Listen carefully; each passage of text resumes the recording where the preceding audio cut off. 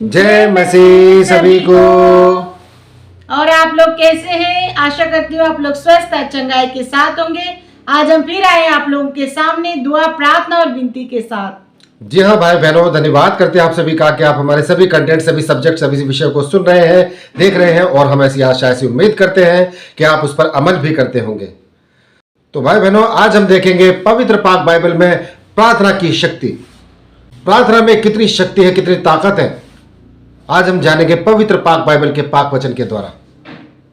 तो जी हाँ भाई बहनों, आज हम देखेंगे पाक पवित्र बाइबल के द्वारा प्रार्थना की शक्ति। जब हम प्रार्थना करते हैं, दुआ करते हैं, तो हमारा जीवन परिवर्तन होता है।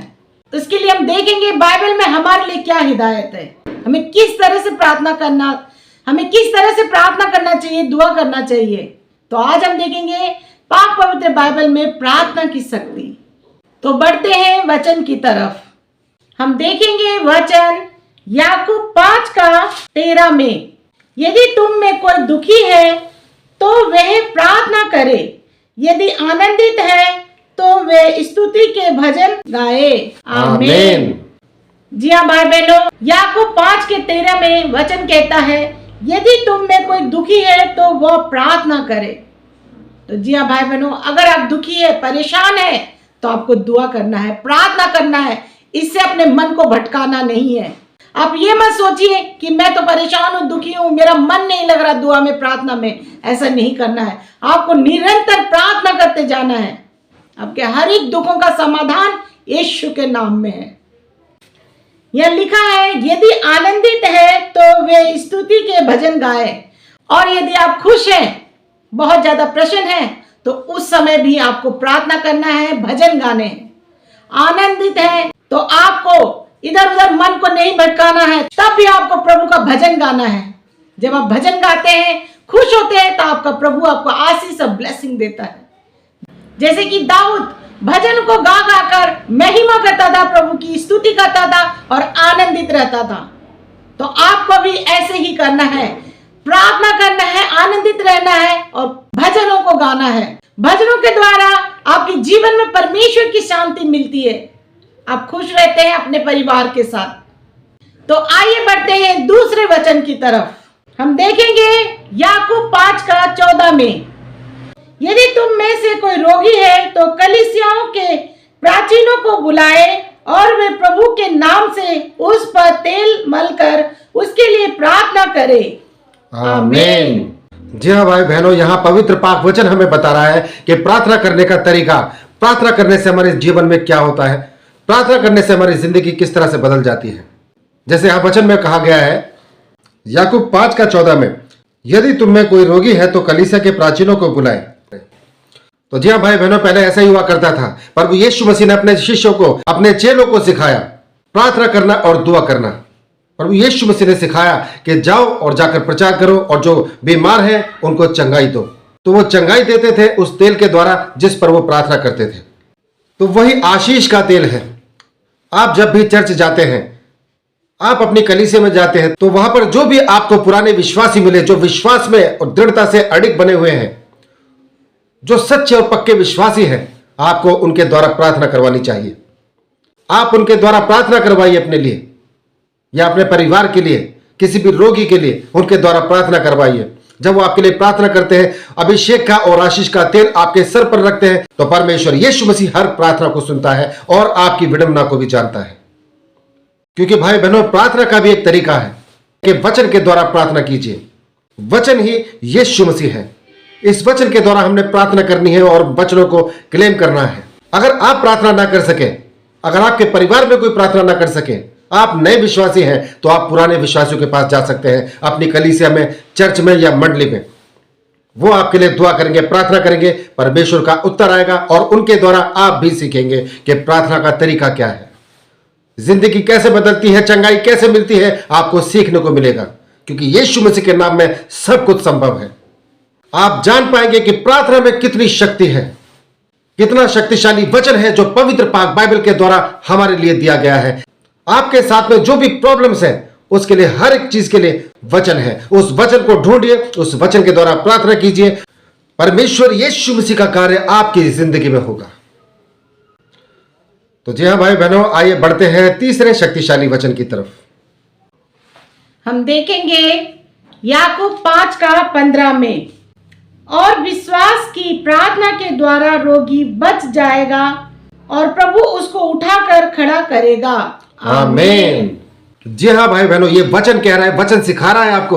अगर आपको दुआ करने नहीं आती, आपको प्रार्थना करनी नहीं आती है, आप अगर नए हैं परमेश्वर में, यीशु मसीह में आप नए नए आए हैं, तो आपको प्राचीनों के द्वारा प्रार्थना करवानी है। जो पहले से विश्वासी हैं, जो पहले से विश्वास में दृढ़ता के साथ चले आ रहे हैं, आपको उनके द्वारा प्रार्थना करवानी है। आप उनके द्वारा प्रार्थना करवाइए और उनसे सीखिए कि प्रार्थना का असर कैसे होता है। परमेश्वर यीशु मसीह किस तरह से अपने वचनों के द्वारा हमारी जिंदगी में कार्य करता है। क्योंकि भाई बहनों, जब कोई प्राचीन हमारे लिए प्रार्थना करता है, प्राचीन कोई पुराना, कोई पहले से जो विश्वासी है, जो दृढ़ता से और अडिग होकर परमेश्वर के वचन में चलता है, दुआ और प्रार्थना में बना रहता है, विश्वासी, जो सच्चा विश्वासी है, जब आप उसके द्वारा प्रार्थना कराते हैं तो उसके विश्वास के द्वारा आपकी जिंदगी में कार्य हो जाता है। आपको प्रार्थना नहीं आती है, कोई प्रॉब्लम नहीं, कोई दिक्कत नहीं, आप उस विश्वासी के पास जाइए, देखिए आपकी जिंदगी में कार्य होगा।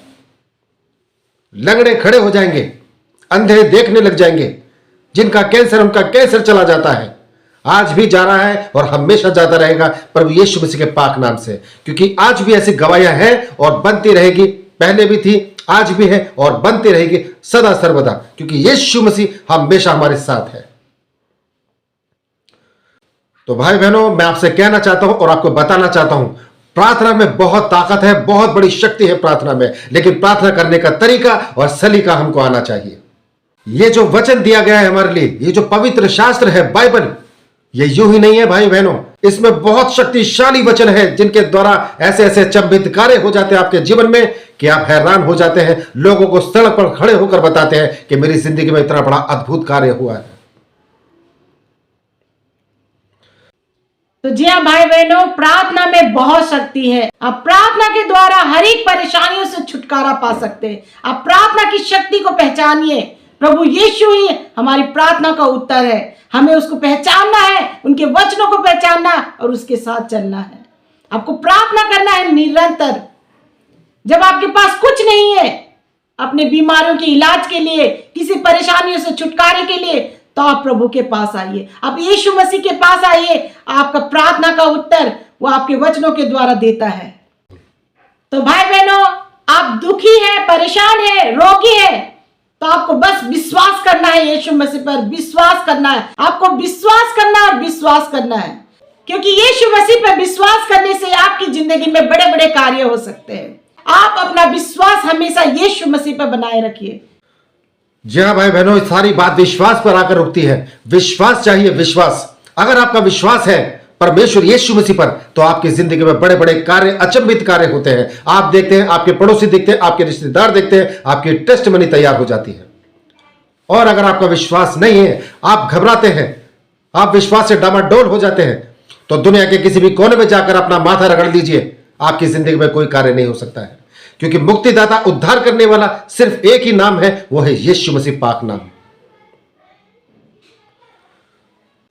इसीलिए वचन दिया गया है पिता परमेश्वर के द्वारा, जो हम तक पहुंचाया गया है। इन वचनों के द्वारा हमने प्रार्थना करनी है। इन वचनों के द्वारा हमने प्रभु यीशु मसीह के नजदीक जाना है, अपनी दुआ को, अपनी प्रार्थना को, अपनी मन्नतों को रखना है।